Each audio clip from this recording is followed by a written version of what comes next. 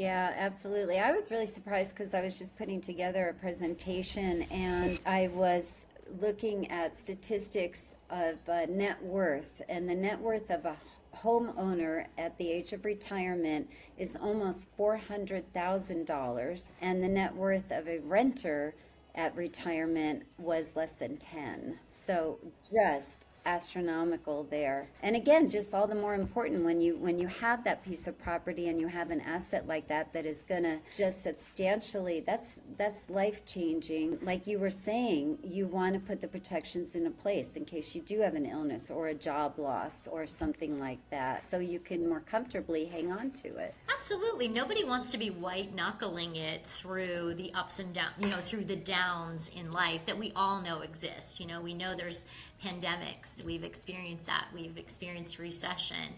We've experienced job loss. All of those things are realities of, the downs, the financial hardships that we encounter in life. And so we just really want to set up everyone to be able to weather those storms. And so then we get into after the emergency fund, which it goes over in the book that that's really 3 to 6 months of living expenses. That's really what people need to have is 3 to 6 months of living expenses somewhere accessible to them, so that in the event that they encounter some of those things we've just mentioned, that they can weather that time period. And not worry about affecting credit and making that mortgage payment. Yeah, exactly. And then we go into the next milestone is debt management. So I'm sure that you encounter this when you're helping people qualify for a mortgage, but they're always looking at debt to income ratio, right? And how well can people manage debt, and how well can they get themselves out of debt, right? And so again, that emergency fund can buffer people from having to rely on